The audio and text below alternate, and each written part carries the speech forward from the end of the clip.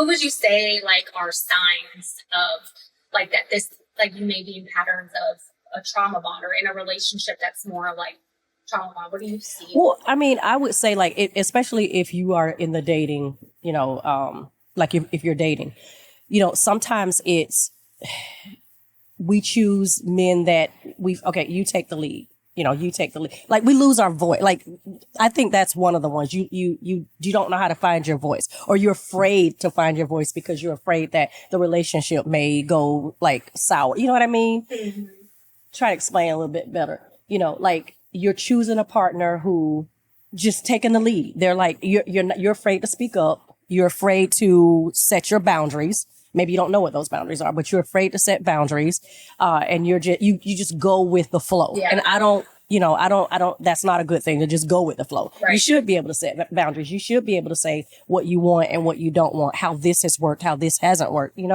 And so that you can have you show up too. So I think oftentimes, if you're in that phase of, or that state of disarray, or I can't even think of the word, but sometimes we just go with the flow. I'll say it that way. Well, and again, I love hearing just the different take because, again, we're in our rooms, we're doing our stuff, we're all coming from different backgrounds. And now let me just ask you, when you're talking about that, are you in give me like an age bracket? Because I do a lot of work with the younger people, and that just sounds a little bit more. Is that like with married couples, you tend to see that a little bit more? Just in individuals who are married or who are just started dating again. I have a client who just started dating again after not dating for a few years.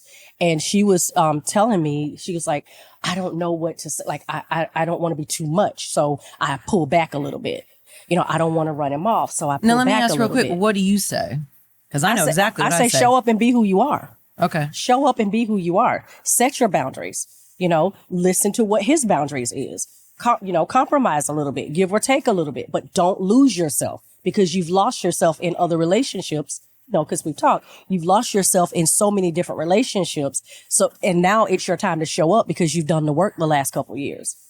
If that's a partner that can't understand that because you went through this healing process, then that may not be the partner that you need to choose. See, and I'm listening to language and they always say, well, what I go, you're not ready, because that's fear. And it's funny because I was working with a young lady and 20s, and that's why I was asking demographics because, and I know we were talking about just the dating world nowadays is, all I hear is, this and situationships and attachments and ghosting. I'm like, well, it's ghosting because it's not real. They're illusions. All these young people are so third person. Nobody's connecting, and so it's like you see a picture, you post, it ain't real. I'm like, stop, but it is sad because they really don't know how or ways to even meet very many people anymore. That's our culture now. It is. But it's not working. It's not working.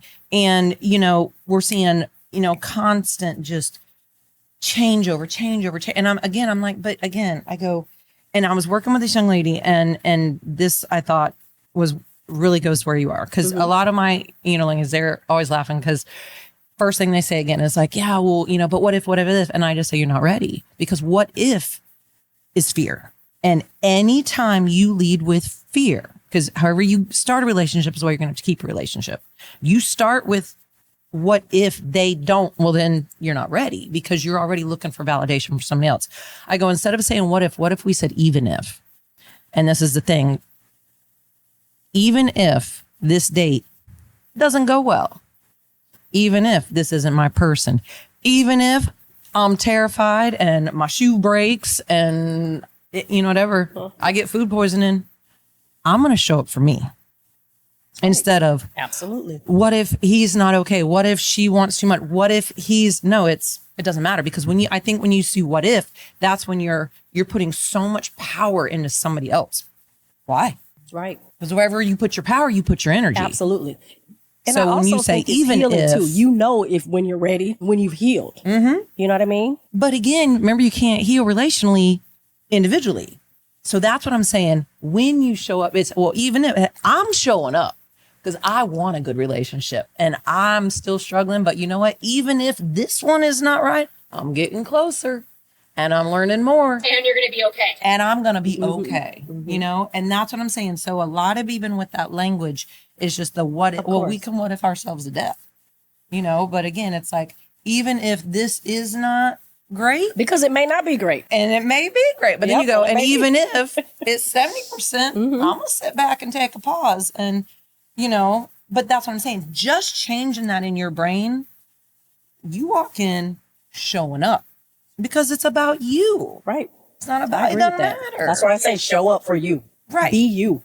Yeah. Right. And you know, you made me think too, Robin, is like, you know, the fear is a lot of people fear of being alone. They fear, Oh, and yes. it's usually like a lot of abandonment that I see, like at some point in their life, like they fear being alone. And it's like, well, where does that fear come from? And if you fear being alone, then you're definitely not in the right relationship, you know, and it's that you should want to have that person with you, Mhm. not that you need that person with you. Mhm. And, you know, when I thought a little bit more about the trauma bonding that I've seen a lot is like the cycles of domestic violence as Mhm. well is, you know, they go through these cycles of, in a relationship of, you know, physical or emotional abuse or financial abuse, which is a big thing. And Mhm. they're abused, and then that person is love bombs them, the love bombing, and I'm so sorry, here's Yep. flowers, here's Mhm. this, do you want me to take you out? Mhm. And then they're back in that cycle. So it's a trauma bond. That's a part of a pattern of behavior of a trauma bond, because it's like, I don't know if you guys have ever, you got to hear Eminem's song, with what's her name, Rihanna, that old song where they're like, I love you, I hate you, and Mhm. it's like they fight and then they don't, and it's like a really deep song. Mhm. And it's about basically, yeah, you're fighting, and then you're saying I can't live without them, but I love them. But then they can punch you in the face the next day, or they can verbally abuse you, or they can Mhm. steal your money, or whatever it is. And it's like, that's a trauma bond. That's not love. Mhm. And I see that in a lot of, and I know that, you know, working with, you know, victims of domestic violence is I've seen that pattern too, which is so unhealthy. Absolutely. They've created, Mhm. you know, they've created this pattern, and they think that that's love, but that's a trauma bond. Right. But that's because they don't know who they are, too. Right. You know? Well, and they don't even know what love is. Right. And they don't, They don't they've lost understand their it. voice or their sense to, Or they never you know, had one. Or they never had one. Yep. And they fear Absolutely. being left alone. Right. Because even if that person treats them like shit, they're Mhm. like, I'm okay, or I'll be okay because at least I have someone that loves me. This is them loving me. They tell me that they love me. They love bomb me. They, Mhm. you know, all that, but they're not saying it. And it's sad.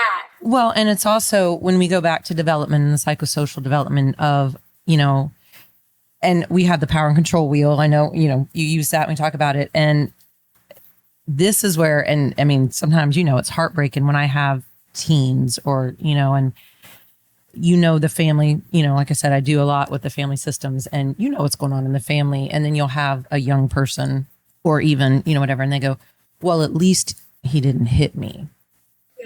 Or I've heard at that. least, or, hey, Dr. Robin, is this domestic violence if, and I said, anytime somebody is hurting you to gain control, that is not love.